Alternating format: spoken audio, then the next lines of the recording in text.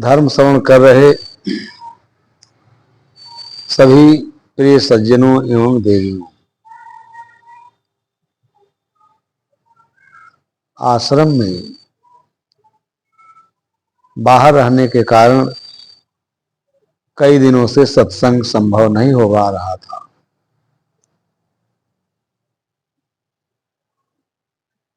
आज हम लोग आश्रम में हैं, इसलिए थोड़ी देर आत्मचिंतन के लिए हम लोगों ने समय निकाला है और जीवन में यही समय सार्थक है। बाकी तो संसार और संसार के प्राणी पदार्थों में उलझ करके हम अपने कल्याण के लिए समय नहीं निकाल पाते हैं। ये बहुत ही दुर्भाग्य की बात है। सदगुरु कबीर साहब से लेके भारत में जितने संत हुए हैं, महात्मा हुए हैं, विद्वान और मनीषी हुए हैं, उन लोगों ने जीवन का लक्ष्य आत्म कल्याण बताया है। दरवाजा खोल दीजिए।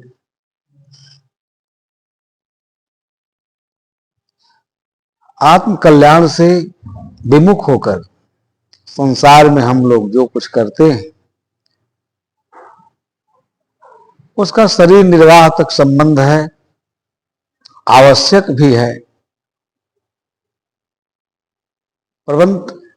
प्रबुद्ध प्राणी होने के नाते हमारा परम कर्तव्य है, दायित्व है कि हम इस संसार में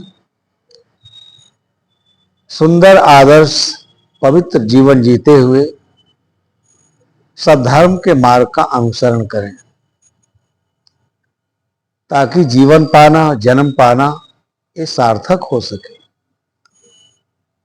संसार बहुत दुर्गम है, संसार बहुत विराट है। साधना की परिपक्वता ये है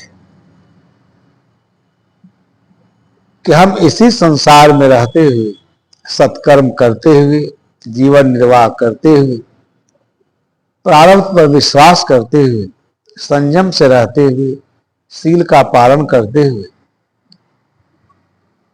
अपने जीवन और जन्म दोनों को सार्थक करें। इसी के लिए महापुरुषों ने बड़ा अथक परिश्रम किया है और अनेक मूल्यवान विचार दिए हैं। उन विचारों को आत्मसात करके, हृदयंगम करके, महापुरुषों के निर्देशों के अनुसार जीवन जी के हम लोक परलोक वर्तमान सब सुंदर बना सकते हैं। यही काम जब ये प्रबुद्ध मानव नहीं करता है तो दुखों से आवृत्त हो जाता है। उसे व्यवहार में लगता है मैं बहुत धनवान हूं, मैं बहुत सुखी हूं। मिथ्या दंभ और अहंकार में संसार के प्राणी पदार्थों पर, देह गए प्राणी पदार्थों पर अपना दावा करता है, जबकि सब स्वप्न के समान है। दृश्यमान जगत में शरीर से लेकर जितनी भी वस्तुएं हैं सबका संबंध निर्वाह तक है। उसमें न कोई शाश्वत सुख है, न चिर शाश्वत शांति है। केवल संयम के साथ उसका उपयोग करने की आवश्यकता है। इसीलिए जब इस चीज को लोग नहीं समझ पाते हैं तो लाखों मनुष्य ये जीवन से मोक्ष प्राप्त करना चाहिए, दुख से निवृत्त होना चाहिए, शाश्वत सुख की प्राप्ति करनी चाहिए, वो धर्माचरण न कर व्यर्थ के पदार्थों में, व्यर्थ के विषयों में रमण करते हुए ये दुर्लभ अवसर खो देते हैं। इसके लिए आवश्यकता है कि हम पूर्ण और समर्थ सद्गुरु की तलाश करें। मनुष्य क्यों भटक जाता है इस संसार में? यह बड़ा विचारणीय विषय है। सब में मेधा है, प्रतिभा है, बुद्धि है, सब में वह शक्ति और सामर्थ्य है कि विवेक विचार के पथ पर चलकर और बहुत ऊंचाई पर हम प्रतिष्ठित हो सकते हैं, अपने आत्मा को विमल बना सकते हैं। जीवन के एक एक क्षण का उपयोग अपने आत्मा की निर्मलता, पवित्रता के लिए करना चाहिए। यही साधन है, यही भजन है। परंतु जब कोई सद्गुरु नहीं मिलता है, इसलिए देखा जाता है बड़े बड़े लोगों का जीवन इसलिए व्यर्थ चला जाता है कि जीवन में सब कुछ करते हैं लेकिन सद्गुरु की तलाश नहीं करते। सद्गुरु कबीर साहब ने इस पर बहुत ही मार्मिक विचार दिया है और मार्मिक दृष्टिकोण अपनाया है। अनेक भजन हैं, अनेक साखियां हैं, शब्द हैं, जिसको लोग कहते सुनते रहते हैं परंतु उस पर विचार नहीं करते।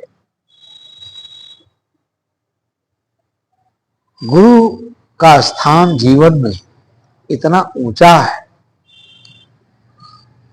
कि कहा जाता है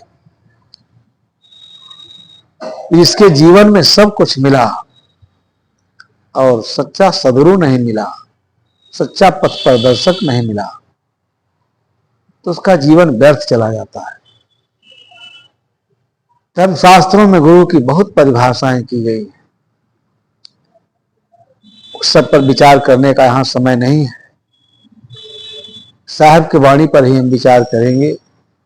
साहब कहते हैं, संतों सो सतगुरु मोहि भावे, जो आवागमन मिटावे। गुरु तो संसार में बहुत हैं, गली गली गुरु घूम रहे हैं और देश और समाज को तहस नहस इन धार्मिक उपदेष्टाओं ने, तथाकथित धार्मिक उपदेष्टाओं ने और वंचक गुरुओं ने ही किया है। जिस दिन गुरु मिलता है जीवन में, वही घड़ी पुनीत होती है, वही पावन घड़ी है। जिस दिन हमें एक सच्चे सद्गुरु का पावन सानिध्य मिलता है, वो हमें बिल्कुल निर्विकारी बना देता है। अद्भुत है वह घड़ी, वह क्षण, वह समय, जिस समय हमें जीवन में सद्गुरु मिलता है। गुरु के बिना घोर अंधकार है हमारे हृदय में। गुरु मार्ग है, गुरु पथ प्रदर्शक है। जैसे घोर अंधकार में हमें कोई चीज नहीं दिखाई देती, ऐसे गुरु के अभाव में सारा जीवन अविद्या जन घोर रात्रि में ही बीतती है। और इसीलिए शोक, मोह, पीड़ा, उद्वेग में सारा समय व्यतीत हो जाता है। साहब कहते हैं, कैसे सद्गुरु की आवश्यकता है? जो आवागमन मिटावे।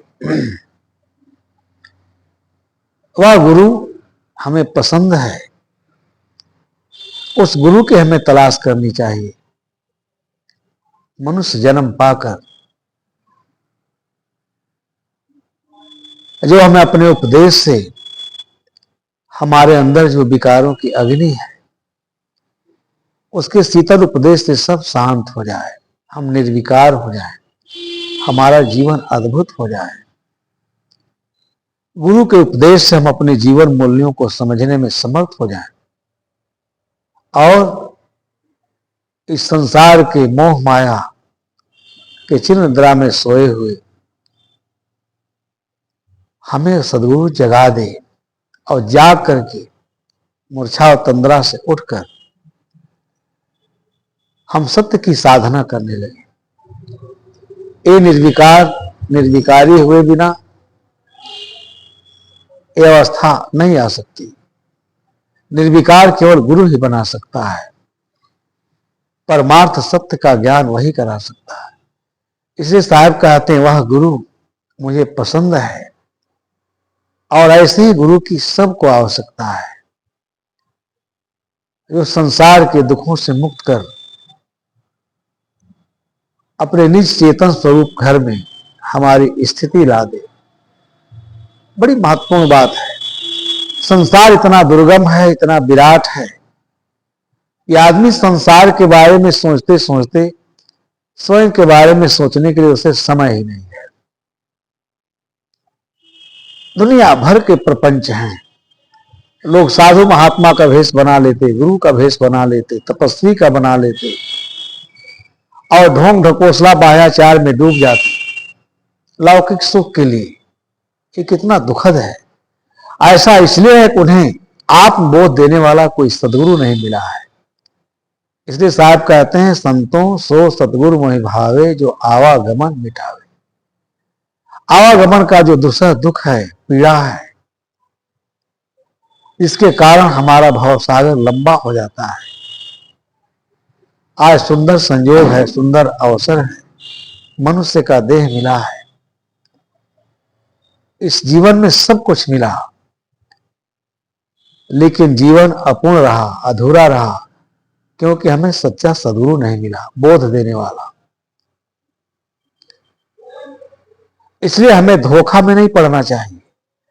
आज हजारों ऐसे गुरु हैं जो स्वयं धोखे में हैं और संसार के लोगों को थोथा आश्वासन देकर, चमत्कार दिखाकर, लोक पर लोक की बात बताकर, ईश्वर परमात्मा की बात बताकर उन्हें भी धोखा देते हैं। सत्य का बोध होने से उन्हें वंचित कर देते हैं। इसलिए साहब की वाणी बहुत बहुमूल्य है, इस पर विचार करना चाहिए। हमें ऐसे सद्गुरु चाहिए, ऐसे सद्गुरु की तलाश करनी चाहिए जो हमारे वर्तमान जीवन में जो शोक है, दुख है, पीड़ा है, वो सब अज्ञान के कारण है। वो सारे अज्ञान को घर हर ले और ज्ञान ज्योति से, ज्ञान के प्रकाश से ऐसा दीप्त कर दे, प्रदीप्त कर दे कि हम अंतर्मुखी हो जाएं, संसार के नश्वरता का बोध हो जाए। बंधुओं, इसलिए सद्गुरु कबीर की वाणी को सब लोग मनन करते हैं और श्रवण करते हैं, क्योंकि उनके वाणियों में जीवन का मार्ग है, रास्ता है। उस पर चल करके आदमी पूर्णता का अनुभव करता है, सारा अभाव मिट जाता है, सारा दुख मिट जाता है। बेहोशी से उठकर आदमी होश में जीने लगता है। इसलिए आवागमन मिटावे। आवागमन क्यों है? आवागमन का दुख ही संसार का सबसे बड़ा दुख है, जन्म मरण का दुख। ये जन्म मरण होता क्यों है? ये बड़ा मार्मिक विषय है, लेकिन प्रबुद्ध मानव कभी नहीं सोचता है। इस देह में आकर सोचता है कि मुझे सदा के लिए जीवन मिला है, और यही अहंकार उसे ले डूबता है। उसके हाथ से सारे अवसर निकल जाते हैं और पश्चाताप के सिवाय कुछ नहीं बचता है। यहां अहंकार की कहीं कोई गुंजाइश नहीं है। यह तत्व बोध होना चाहिए, लेकिन कराए कौन? जीवन ही नहीं, सारा संसार सब नित्य बदल रहा है और हर क्षण हर पदार्थ अपने प्रारंभिक अवस्था को त्याग रहा है, दूसरी अवस्था को ग्रहण कर रहा है। लेकिन इसे देखने के लिए आंख चाहिए, विवेक विचार की आंख चाहिए। जब आदमी इस परिवर्तनशीलता को देखता है, इस मरणशीलता को देखता है, तो इससे अपने चित्त को ऊपर उठाता है। जन्म मरण इसलिए है कि संसार के पदार्थों में, द्रव्यों में, वस्तुओं में हम सुख की चाहना से जीते हैं और उसी में सुख की चाहना से शरीर छोड़ देते हैं। मिथ्या, सब कुछ मिथ्या, परंतु उस मिथ्या का ज्ञान होना बड़ा कठिन है। माता पिता, सारा संसार, चाहे जितना कस के आप पकड़ लीजिए, जितना प्रेम करिए सब छूटेंगे। जीवन की सार्थकता क्या है कि विचार करके इसी जीवन के रहते हुए जीवन का भी मोह छूट जाए, और जिस दिन हम जीवन के मोह से ऊपर उठ जाते हैं वो बड़ी उच्चतम दशा है। और यही ज्ञान सदगुरु देता है। जब तक जीवन है इस जीवन का उपयोग अपने कल्याण के लिए करो। संसार में आसक्त न हो, अनासक्त। सबसे सुंदर व्यवहार करो, सबसे प्रेम रखो, परंतु प्रेम आसक्ति में न बदल जाए, मोह में न बदल जाए। महा मूढ़ता होगी। जाग करके देखो। जब हम ऐसी स्थिति में जाते हैं, विचार करते हैं, हमारी आत्म चेतना जागृत हो जाती है। बहुत अद्भुत वचन है, जो आवागमन मिटावे। सदगुरु का उपदेश जब हमारे हृदय में, जब सदगुरु ज्ञान की अग्नि जलाता है, ज्ञान की अग्नि दग्ध होती है, उस ज्ञानाग्नि में सारे कूड़े कचड़े जनित विचार, विकार, राग, द्वेष सब जल जाते हैं, सब नष्ट हो जाते हैं। और तब हम उठ करके जगते हैं कि हम कहां सोए हैं। कबीर साहब तो अपनी साखियों में, अपने उपदेशों में ऐसे सार्वभौम विचार देते हैं कि हर किसी की स्वाभाविक श्रद्धा उसमें जग जाती है। नदिया जल कोयला भई समुंदर लागिया, मच्छी बिरछा चढ़ गई उठा कबीरा जा। ये स्थिति कब होगी? जब कोई समर्थ सद्गुरु साधक के हृदय में ज्ञान की अग्नि लगाएगा, तब ये आशा रूपी नदी जलेगी। इसी आशा के कारण ये जन्म मरण का प्रवाह हम झेलते हैं। इस आशा का मिट जाना, इस सारे दुखों का मिट जाना है। लेकिन मनुष्य आशा में ही जीता है। पति से आशा, पत्नी से आशा, पुत्र से आशा, सारे संसार से आशा। और इसी आशा के कारण, इसलिए नदियां, ये आशा ही नदी है, यही भवसागर है। इच्छा, तृष्णा, वासना, यही विचारणी है। इच्छा वासना सब भौतिक द्रव्यों में होती है। जब विलक्षण ज्ञान से देखते हैं तो आदमी स्थिर हो जाता है। और उसी ज्ञान की जीवन में आवश्यकता है। वो कोई पूर्ण और समर्थ सद्गुरु ही दे सकता है, वो भी उसकी सेवा करके, उसके सानिध्य में साधना करके हम उस उच्चतम शिखर पर पहुंच सकते हैं, जहां आवागमन मिट जाए, जन्म मरण प्रवाह का अंत हो जाए, एकदम अपने अपने आप में हम पूर्ण तृप्त हो जाएं। ये बड़ा दुर्लभ ज्ञान है, दुर्लभ स्थिति है। आज ऐसा ज्ञान देने वाले कितने सद्गुरु हैं। वो तो बाहर ईश्वर बताते हैं, परमात्मा बताते हैं, कहते हैं हमारा मंत्र जपो, हम जो बताए हैं उसी को भजो। भजना क्या है? साहब ने ऐसा सुंदर मार्ग बताया। साहब कहते हैं भजो तो भजो, भजो तो किसको भजो, तजो तो को है आन। किसको भजो? आ मेरा मन मुझको भजे तब पाओ विश्राम। अपने मन को एकदम अपने वश में कर लेना। आज हम अखबार में पढ़े तो एक बहुत विद्वान ने बहुत सुंदर आख्यान दिया था कि जो चित्त है मन का 16वां आयाम है। बहुत सूक्ष्म चिंतन था उनका। जब तक यह मन में बस, यह मन वश में नहीं होगा, चित्त में नाना प्रकार की वृत्तियां बनती रहेंगी। और उसी के छूटने बिछुड़ने में शोक मोह, ये महाभ्रम है। न कहीं शोक है, न कहीं मोह है, न कहीं दुख है, न कहीं पीड़ा है। लेकिन जब ज्ञान चक्षु से हम देखते हैं तब वह ज्ञान चक्षु केवल सदगुरु ही देता है। फिर साहब कहते हैं, संतों सो सदगुरु मोहि भावे, जो आवागमन मिटावे।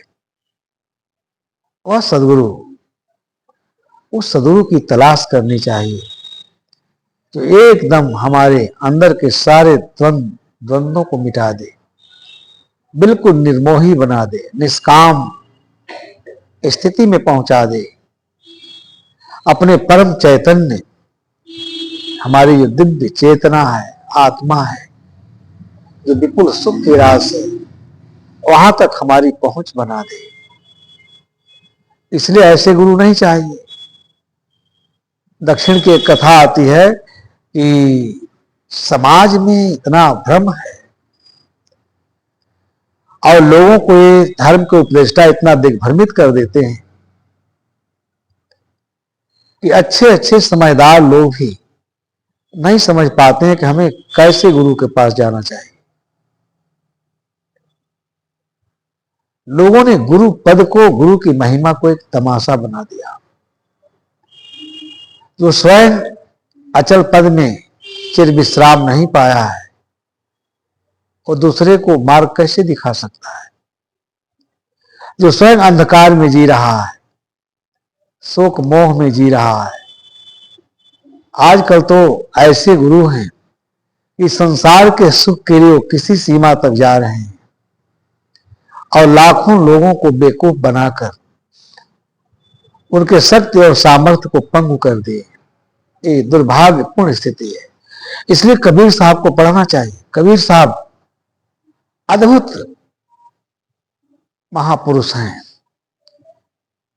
जो आवागमन मिटा। हमको बस केवल वह गुरु चाहिए जो हमें आवागमन के दूसरा दुख पीड़ा यातना, भवसागर के दुख पीड़ा यातना। अब लोग भवसागर भी नहीं समझ पाते हैं। भवसागर कहाँ है?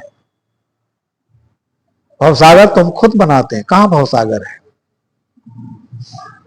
भवसागर कहीं है थोड़ी बैठ करके और बच्चिया का पोंछ पकड़ करके जैसे पंडित जी लोग उस पार कर देते हैं क्षण में। ये महा धोखा है। भवसागर है हमारी इच्छाएं, हमारी वासनाएं। यही हमें पीड़ित करती, यही हमें उद्वेगित करती है। परम ज्ञान के दशा में ये सब मिट जाती है। वही सबसे अनिर्वचनीय दशा है, परम पावन दशा है। निर्मोहता की स्थिति, निष्कामता की स्थिति, वही आत्यांतिक सुख का साधन है। उस अवस्था में तो कोई पहुंचा हुआ गुरु ही पहुंचा सकता है, जो स्वयं निष्काम हो, आप्त काम हो, पूर्ण काम हो, तृप्त काम हो, निष्काम चित्त हो, अच्छा साधक हो, बिल्कुल निर्मोही। तो साहब कहते हैं कि मुझे ऐसा सदगुरु चाहिए। मुझे कह करके वो हमको आपको संदेश देते हैं। हम ऐसे लोगों को देखते हैं कि ऐसे गुरु के बंधन में बंध करके और जीवन भर उसी में अपना सारा समय खो देते हैं।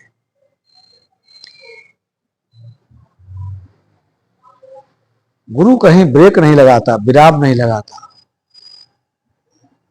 गुरु तो प्रकाश का पथ है, वहां अंधकार हो ही नहीं सकता।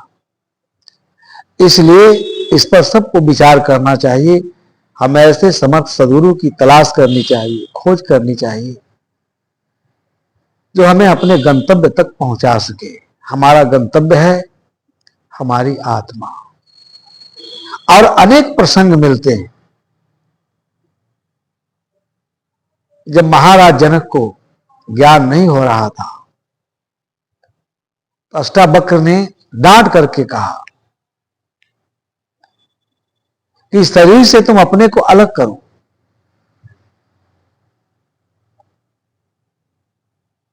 अभी केवल इतना आदमी काम कर सके, लेकिन यह काम लोगों के लिए बहुत कठिन हो जाता है। हम जीवन भर शरीर को ही आत्मा माने बैठे रहते हैं। अष्टावक्र ने बहुत कस के डांटा है, हे महाराज जनक, इस देह से स्वयं को अलग समझो। तुम देह नहीं। तुमने क्या पता ऐसे हजारों करोड़ों देह धारण किया कर्म प्रारब्ध को लेकर। यात्रा चलती रहती है, यही तो भवसागर है। बीजक में भी अनेक जगहों पर यह बात आई है। संत महंतों सुमिरो सोई जो काल फांस से बाँचा हो। कबीर साहब ने कहीं ऐसा नहीं कहा कि आकाश में भगवान है, बैठकर माला लेके भजो और तुमको मिल जाएगा। नहीं, उस संत वो भजने योग्य कौन है, सेवा करने योग्य कौन है, सुमरण करने योग्य कौन है, जिसके आधार से हम अपने आत्मा के देश में पहुंच जाएं। यद देहम पृथक कृत्य चित्त विश्राम तिष्ठसि, महाराज जनक को अष्टावक्र ने कहा। यद देहम पृथक कृत्य चित्त विश्राम तिष्ठसि, अपने शरीर से स्वयं को हे महाराज जनक अलग समझो। अधुनैव सुखी शांतो बंध मुक्तो भविष्यति, अगर आदमी ऐसा कर ले तो अभी ही इसी जीवन में अभी ही वो सुखी शांत हो सकता है, बंधन से रहित हो जाता है, अपने निज मुक्त पद की प्राप्ति कर सकता है। लेकिन ये कहने से नहीं होगा। जमाचार्य ने कितना समझाया है नचिकेता को। पूरा जो कठ उपनिषद है इसी पर है। स्वर्ण स्तंभ की तरह से अद्भुत ज्ञान का कथन किया है जमाचार्य ने। जब उसको हम लोग पढ़ते हैं तो मन एकदम उसी में डूब जाता है।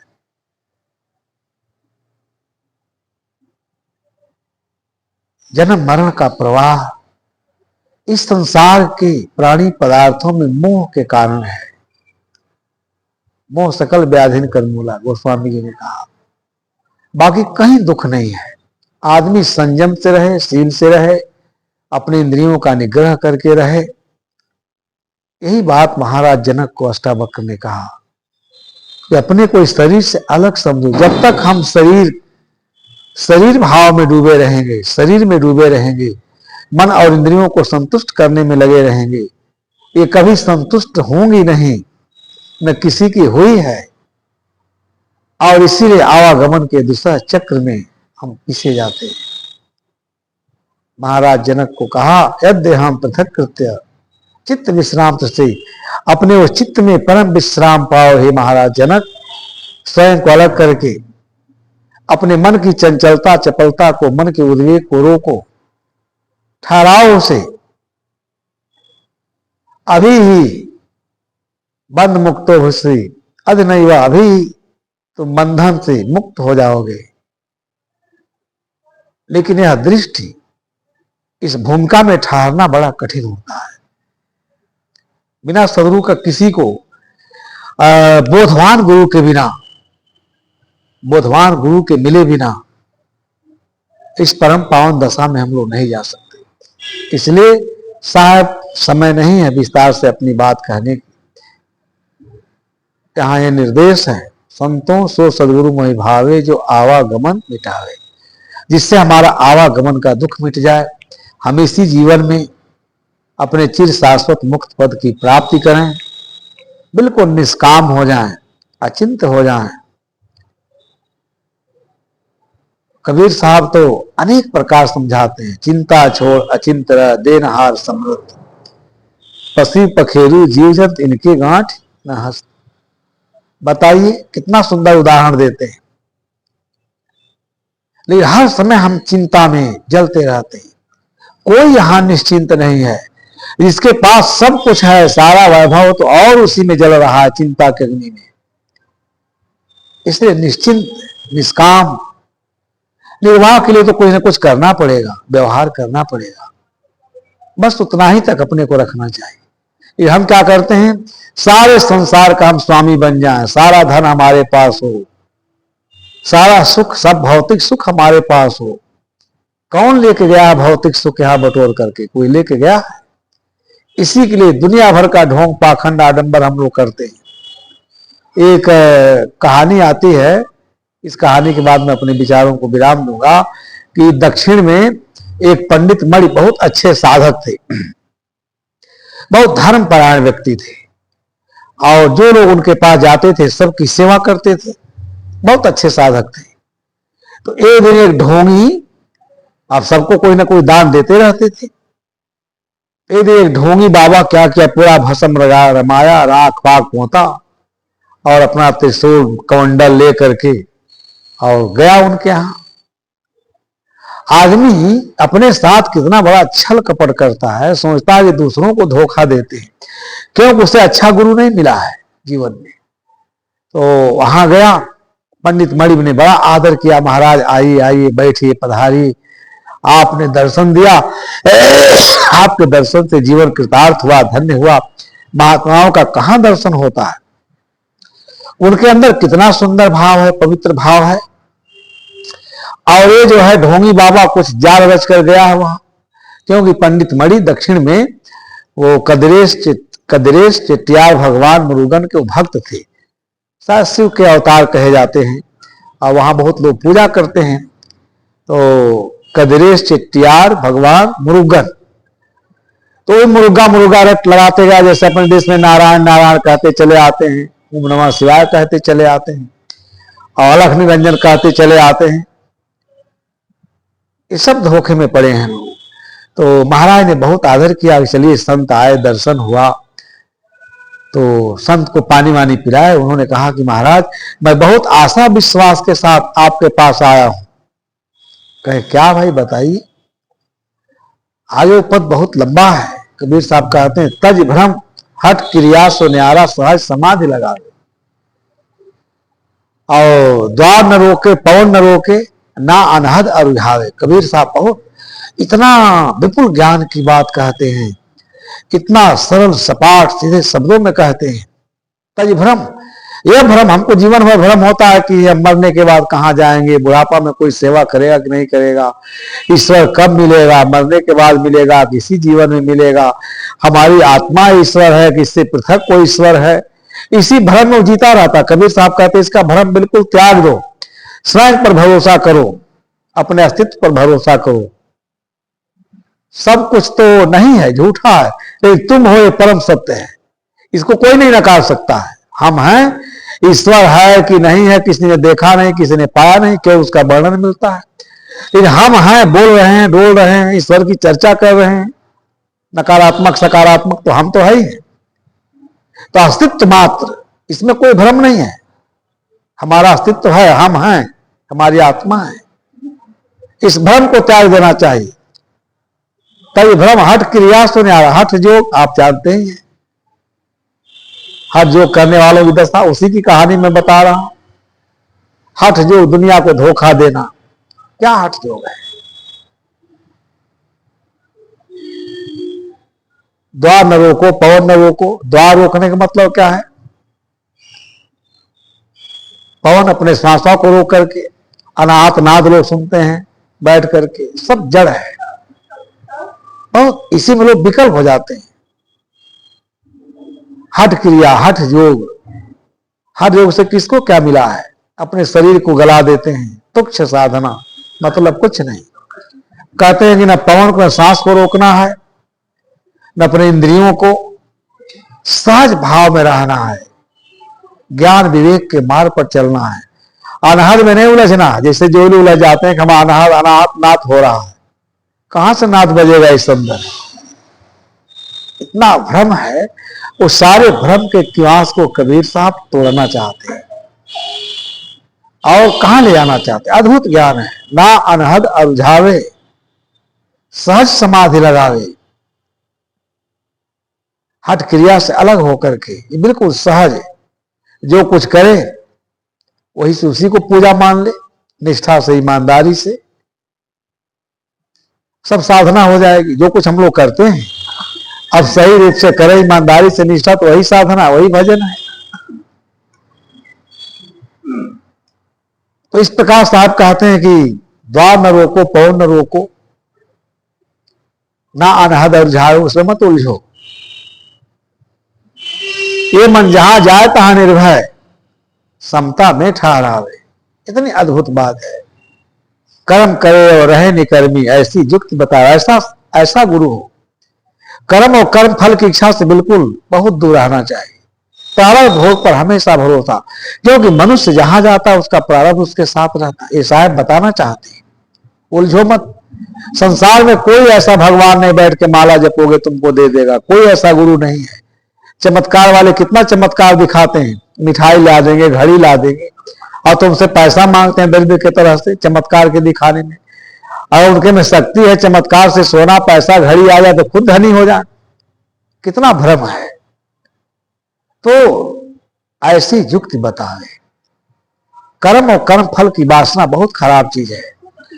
हाँ, तब तो अब वो गए वहां बैठे, महाराज जी ने बहुत सेवा किया और उसके बाद कहे कि महाराज हम पंडित आपके पास बहुत आशा विश्वास के साथ आया हूं, हम भी भगवान मुरुगन के भक्त हैं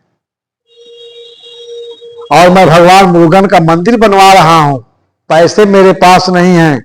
रात में भगवान ने स्वप्न दिखाया कि हमारे बहुत बड़े भक्त हैं पंडित मणि कदिरेश चिट्टियार, भगवान मुरुगन के भक्त, उनके पास चले जाओ और उनसे 1,00,000 2,00,000 मांग लो, दे देंगे, बड़े उदार हैं, मंदिर बनवा लेना।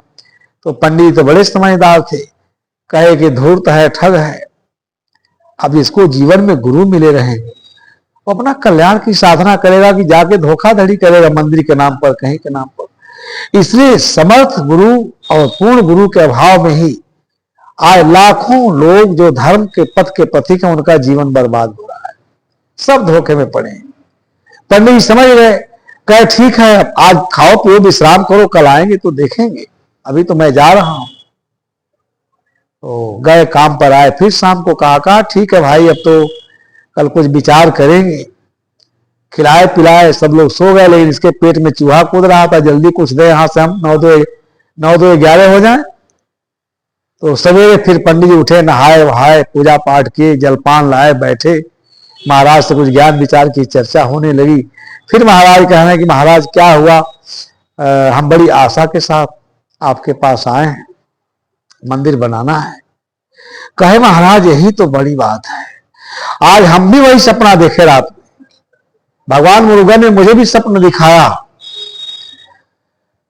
कि देखिए ताड़ के पेड़ है ना हमारे घर के सामने, भगवान ने कहा देखो उसी ताड़ के जड़ में चांदी का सिक्का है एक मटका में, वही खोद के महाराज को दे देना। तो साधु कह रहा है कि महाराज ये तो सपने की बात है, अगर वहां न मिले तो। कहे महाराज यही तो मुझे भी शंका हुआ, इसलिए स्वप्न में जब महाराज ने कहा कि नहीं जाओ महात्मा को ताड़ के वृक्ष के नीचे हंडी में चांदी के सिक्के खोद के दे देना, तो हम थोड़ी दूर आकर लौट गए, हमको भी भ्रम हुआ जो आपको भ्रम हुआ अगर न मिले तो महाराज से मैंने पूछा कि महाराज अगर मैं खोदूं और वहां अगर चांदी के सिक्के न मिले तब मैं क्या करूंगा। तो भगवान ने कहा अगर चांदी का सिक्का न मिले तो वहीं पर गड्ढा खोद करके महाराज को दफन कर देना।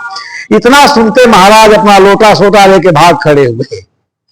ये सब तो कहानी हम लोग कह देते हैं, जो साधना में परिपक्व नहीं है, जिसे समर्थ गुरु नहीं मिले हैं, अच्छे गुरु नहीं मिले हैं, जो जगह नहीं है, जो सद्धर्म की खोज नहीं कर रहा है, वो धोखे में पड़ा है, साधु का भेष बना के, गुरु का भेष बना के। इसीलिए जीवन तो तब स्थिर होगा, हम तभी सच्ची साधना करेंगे, आत्म कल्याण के पथ पर चलेंगे, जब हमको कोई पूर्ण और समर्थ सद्गुरु मिलेगा, तभी हमारा जीवन कृतार्थ होगा, तभी हमारा जीवन धन्य होगा, तभी हम साधना में परिपक्व होंगे।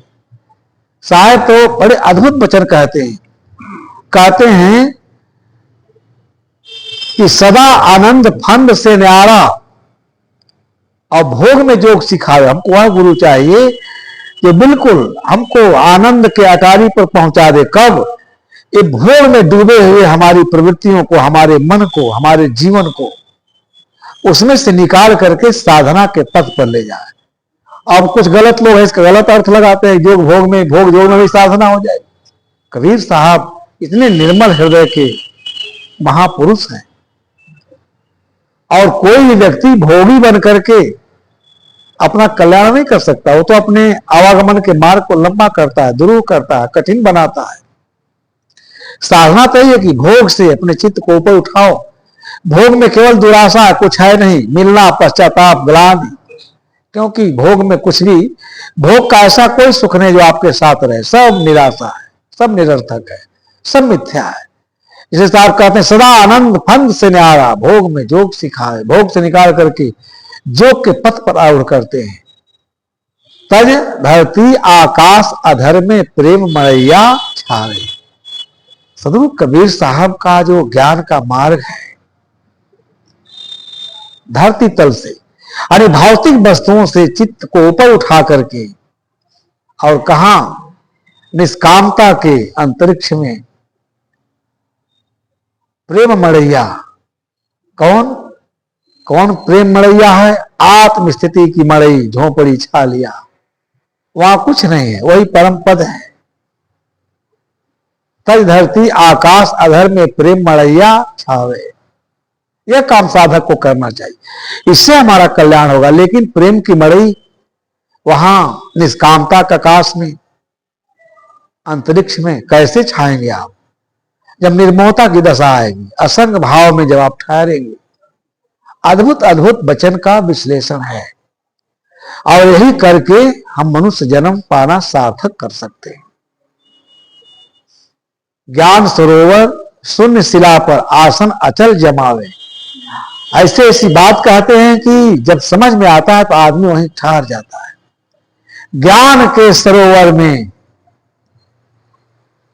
एकदम निर्द्वंद होकर के सारे संकल्प विकल्पों से शून्य निर्विचार अवस्था में वह शून्य शिला है और वहां अपना अचल समाधि लगा ले, वहां से फिर कहीं आना जाना नहीं है। कहीं कबीर साचा सोई सतगुरु, घट ही में अलख लखावे, संतों सो सतगुरु में भावे। वह सदगुरु जो पूर्ण सदगुरु है, परम ज्ञानी है, वो बाहर कहीं नहीं बताता है, वो घट में ही अद्भुत ज्ञान से इस हृदय को बिल्कुल ज्ञान के प्रकाश से प्रकाशित कर देता है। और उस गुरु के बताए मार्ग पर चल करके आदमी अपने इसी जीवन में, इसी जन्म में, इसी संसार में अपने अचल पद की प्राप्ति करता है, मोक्ष की प्राप्ति करता है और सारा दुख द्वंद मिट जाता है। इसलिए जीवन में किसी की आवश्यकता है तो वह समर्थ और पूर्ण सदगुरु जो निष्काम हो। साहब ने कहा नी कामी नी बैरी साई शेती ने, विषय सो न्यारा है संतन की मते। पूर्ण जिसके जीवन में विश्राम है वही आपको विश्राम के पथ पर आरूढ़ कर सकता है। तो सब लोग अच्छे सदगुरु की तलाश करके अपने जीवन का कल्याण करें। इन्हीं शब्दों के साथ अपने विचारों को विराम देता हूं।